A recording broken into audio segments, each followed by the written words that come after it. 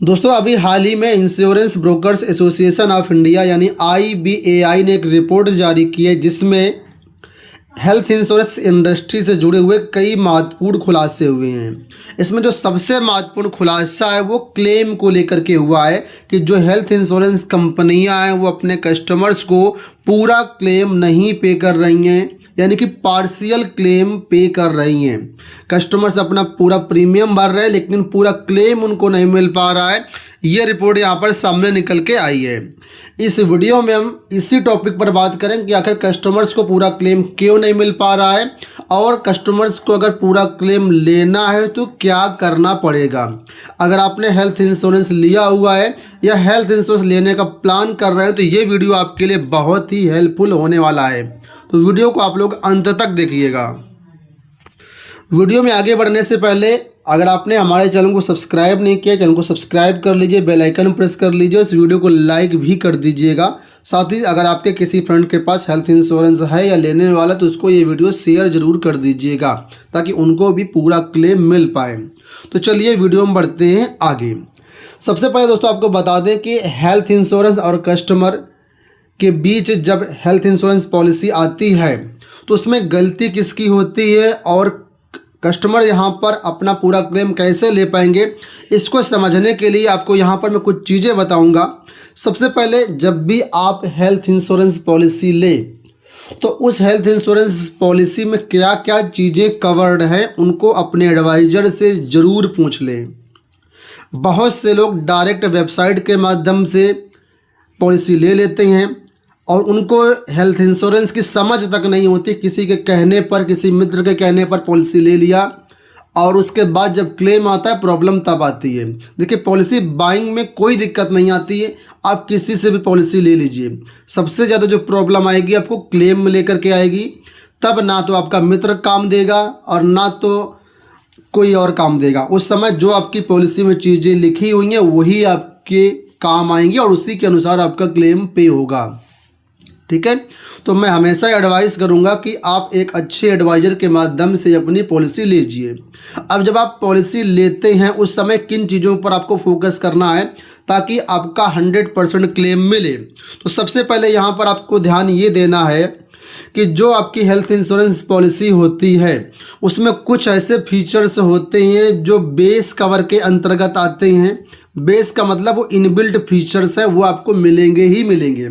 लेकिन आपको बता दें बहुत सारे फीचर्स आपको एड ऑन के रूप में मिलते हैं, राइडर्स के रूप में मिलते हैं, जो उसको आपको एक्स्ट्रा प्रीमियम दे करके खरीदना होता है। अगर आप एड ऑन्स यानी राइडर्स नहीं लेते हैं तो फिर आपका 100% क्लेम नहीं मिलेगा। ठीक है, आजकल देखिए कंपटीशन का दौर है, हर कंपनी चाहती है कि उनका हेल्थ इंश्योरेंस प्लान देखने में सस्ता लगे। इसी वजह से बहुत कम फीचर्स जो हैं वो बेस पॉलिसी में डाले जाते हैं। ज़्यादातर फीचर्स आजकल सब एड ऑन के रूप में दिए जा रहे हैं ताकि जब कोई कंपेयर करे तो वहाँ पर उनका प्रीमियम कम दिखे और लोग कम प्रीमियम देख करके ही पॉलिसी खरीद लेते हैं। ये नहीं देखते कि उसमें फीचर्स कौन कौन से हैं। तो आप ये सुनिश्चित कर लें कि जब भी आप अपनी हेल्थ इंश्योरेंस पॉलिसी लें उस समय आप कुछ राइडर्स हैं जो कि बहुत ज़रूरी हैं वो ज़रूर ऐड करवा लें अपने एडवाइज़र के माध्यम से खुद। पहला जो आपका राइडर होता है वो होता है कंज्यूमेबल्स का। ये कंज्यूमेबल्स का राइडर आपको हेल्प करेगा 100% क्लेम दिलाने में। जब भी आपका हॉस्पिटल में हॉस्पिटलाइजेशन होगा जो आपका फाइनल बिल बनेगा उसमें 15% से लेकर के 20% तक जो आपका बिल अमाउंट होगा वो कंज्यूमेबल्स का होगा। और ये जो कंज्यूमेबल्स होता है ये आपकी इनबिल्ट पॉलिसी में ऐड नहीं किया जाता। ज़्यादातर कंपनी में आपको राइडर के रूप में मिलेगा, तो आपको इसको अलग से ऐड कराना होगा पॉलिसी लेते समय। ठीक है, तो अगर आप ये कंज्यूमेबल्स राइडर्स नहीं ले रहे हैं तो इसका मतलब है जब भी आपका क्लेम आएगा उसमें 15 से 20% अमाउंट आपको खुद जेब से पे करना पड़ेगा।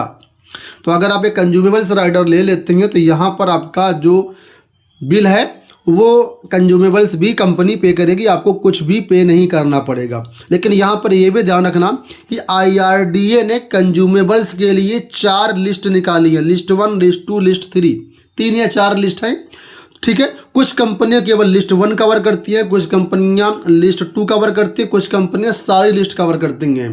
ठीक है, तो ये भी जरूर सुनिश्चित कर लें कि आपकी कंपनी में, आपकी पॉलिसी में कौन सी लिस्ट कवर हो रही है। अब यहाँ पर मैं आपको लिस्ट भी दिखा देता हूँ कि लिस्ट 1, 2 में 3 में आखिर है क्या। तो यहाँ पर कंज्यूमेबल्स में आप लोग देख सकते हैं कि क्या क्या चीज़ें आती हैं। जैसे ड्रेसिंग मटेरियल जो भी होता है, जो एडेसिव प्लास्टर होता है, बैंडेज होते हैं, कॉटन रोल होता है, कॉटन क्रेप बैंडेज होता है, ड्रेसिंग पैड होता है, ठीक है, गेज रोल्स होता है, यानी जो ड्रेसिंग में चीज़ें यूज होती हैं सारी कंज्यूमेबल्स में आती हैं। इसी तरीके से सर्जिकल में देखिए, जो डॉक्टर गाउन पहनता है, ठीक है, एयरवेस हो गए, बेड पैन हो गया, क्लिक क्लैम्प्स हो गया, डिस्पोजल हो गए, सिरिंज हो गए, ईसीजी रोल हो गया, जितने भी चीज़ें यहाँ पर दी गई हैं, फेस मास्क हो गए आपके, ये सारी चीज़ें कंज्यूमेबल्स में आती। बहुत सारी आइटम्स की यहाँ पर लिस्ट मिलेगी। ठीक है, नॉन मेडिकल में देखिए, मॉस्किटो रिफिल हो गया, ठीक है, बायो हजार्ड प्लास्टिक बैग हो गया, डोर मैट हो गया, डिसइंफेक्टेंट है, ग्लास क्लीनर है, लिक्विड हैंड वॉश है, ओडोनिल पैकेट है, बहुत सारी चीज़ें होती हैं, ये सारी की सारी कंज्यूमेबल्स में आती हैं। ठीक है, तो ये चीज़ें अगर आप कंज्यूमेबल्स राइडर नहीं लेते हैं तो फिर आपकी कवर नहीं होंगी। तो ये आप सुनिश्चित कर लें पॉलिसी बाई करते समय ही कि आपकी पॉलिसी में कंज्यूमेबल्स ऐड है या नहीं।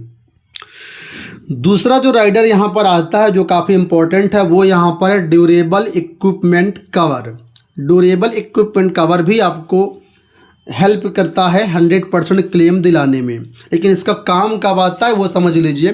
ड्यूरेबल इक्विपमेंट कवर में क्या क्या चीज़ें आती हैं पहले वो समझ लीजिए।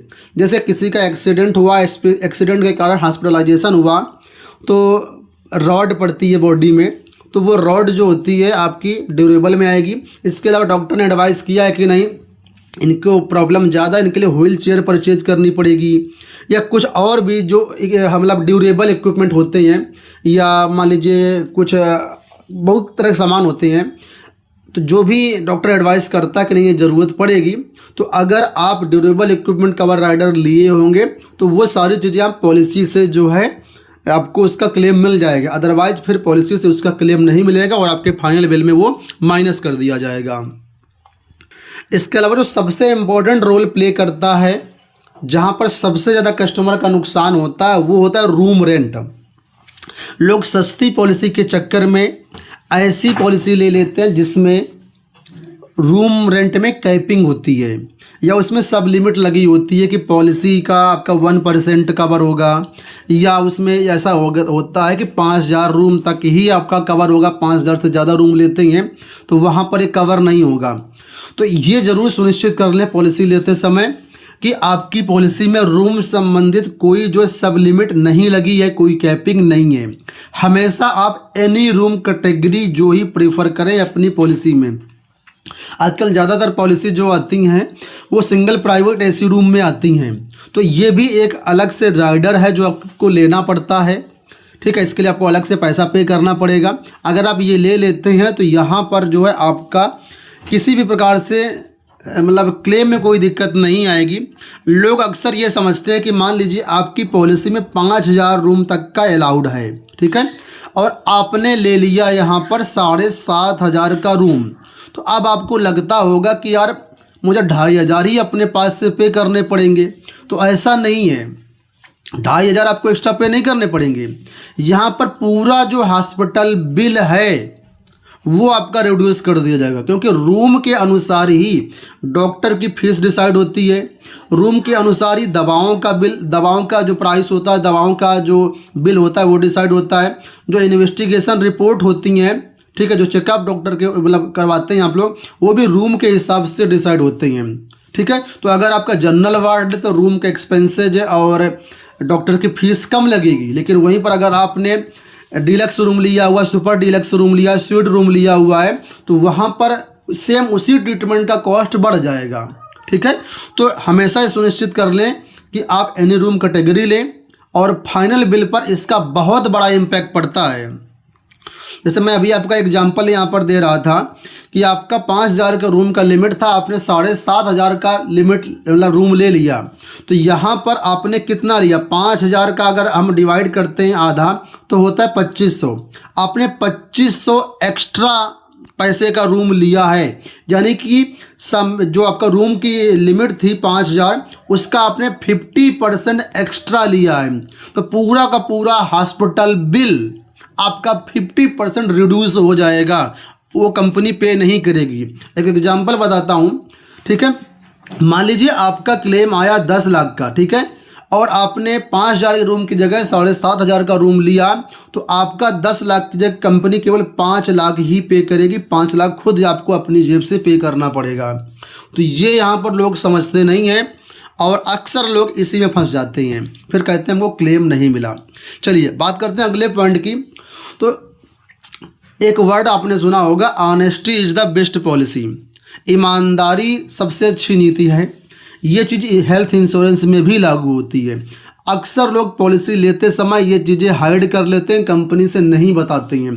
तो जो भी आपकी पास्ट मेडिकल हिस्ट्री है, यानी आपका पीछे जो भी हॉस्पिटलाइजेशन हुआ है, जो भी आपको प्रॉब्लम है, ठीक है, जो भी कोई एक्सीडेंट वगैरह हुआ है, वहाँ पे कोई फ्रैक्चर वगैरह हुआ था, या कुछ भी आपको प्रॉब्लम है, ठीक है, वो कंपनी के साथ ज़रूर शेयर करें। और अगर आपकी फैमिली फ्लोटर पॉलिसी है तो आपकी पॉलिसी में जितने भी फैमिली मेम्बर हैं उन सबकी पास्ट मेडिकल हिस्ट्री आपको कंपनी से बतानी है। प्रेजेंट में जो जो डिसीज आपको हैं, जैसे किसी को ब्लड प्रेशर है, किसी को थायराइड है, किसी को कोलेस्ट्रॉल है, तो ये सारी चीज़ें जो है आपको कंपनी को शेयर करनी पड़ेंगी, तभी आपका जो क्लेम है 100% मिलेगा।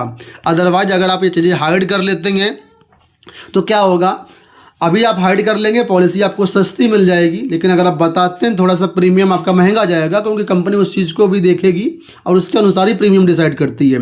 लेकिन फ्यूचर में अगर आपने पहले सारी चीज़ें कंपनी को डिस्क्लोज कर रखी हैं तो फ्यूचर में आपका बहुत ही इजीली क्लेम पास हो जाएगा। और अगर कंपनी को पता चलता है कि नहीं बीपी की प्रॉब्लम आपको पहले से थी, आपने पॉलिसी लेते समय डिस्क्लोज नहीं किया है, तो ये आपकी गलती हुई, तो यहाँ पर पूरा का पूरा क्लेम आपका रिजेक्ट कर देगी कंपनी, एक भी पैसा आपको क्लेम में नहीं देगी। तो ये बात आप सुनिश्चित कर लीजिए। इसलिए पॉलिसी बाई करते समय ज़रूर अपने पास्ट मेडिकल हिस्ट्री और प्रेजेंट मेडिकल कंडीशंस को डिस्क्लोज करें। अगला पॉइंट यहाँ पर है कि जब भी पॉलिसी आपको इशू होती है, ठीक है, तो जो पॉलिसी वर्डिंग्स होती है, इसको आप पॉलिसी लेने से पहले जरूर पढ़ लें एक बार। पॉलिसी वर्डिंग्स एक डॉक्यूमेंट होता है जिसमें सारी कंपनी के टर्म्स कंडीशंस लिखी होती हैं, उसको एक बार और पढ़ लें। अक्सर लोग यही करते हैं कि बहुत लंबा होता है, बहुत छोटा छोटा लिखा होता है, करीब 30, 40, 50 पेज की पॉलिसी वर्डिंग होती है, लोग इसको नहीं पढ़ते हैं।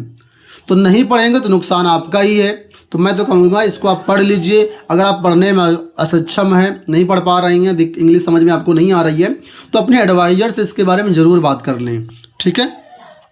इसके बाद जब भी आपका कोई हॉस्पिटलाइजेशन हो, ठीक है, उस समय आप जो है अपने कंपनी के जिस भी हेल्थ इंश्योरेंस में आपका प्लान चल रहा है उस कंपनी के नेटवर्क हॉस्पिटल ज़रूर देख लें, और वो भी अपडेटेड, पुराने लिस्ट ना देखिएगा, नई जो अपडेटेड लिस्ट है ये वेबसाइट पर और एप्लीकेशन पर आपको मिल जाएगी। उसको ज़रूर चेक कर लें कि कैशलेस में कौन कौन से हॉस्पिटल हैं। अगर आप रियम्बर्समेंट में भी जा रहे हैं तो ब्लैक लिस्टेड हॉस्पिटल जो होते हैं उनको ज़रूर देख लें, क्योंकि ब्लैक लिस्टेड हॉस्पिटल में अगर आप ट्रीटमेंट करवाते हैं तो कोई भी क्लेम आपका पास नहीं होगा, ना ही कैशलेस और ना ही रियम्बर्समेंट। और ये लिस्ट आपकी हर क्षण का मतलब है हर 10-15 दिन में, महीना भर में बदल जाती है, चेंज होती रहती है। तो बिल्कुल अपडेटेड जो लिस्ट है वही आप देखिएगा, ठीक है।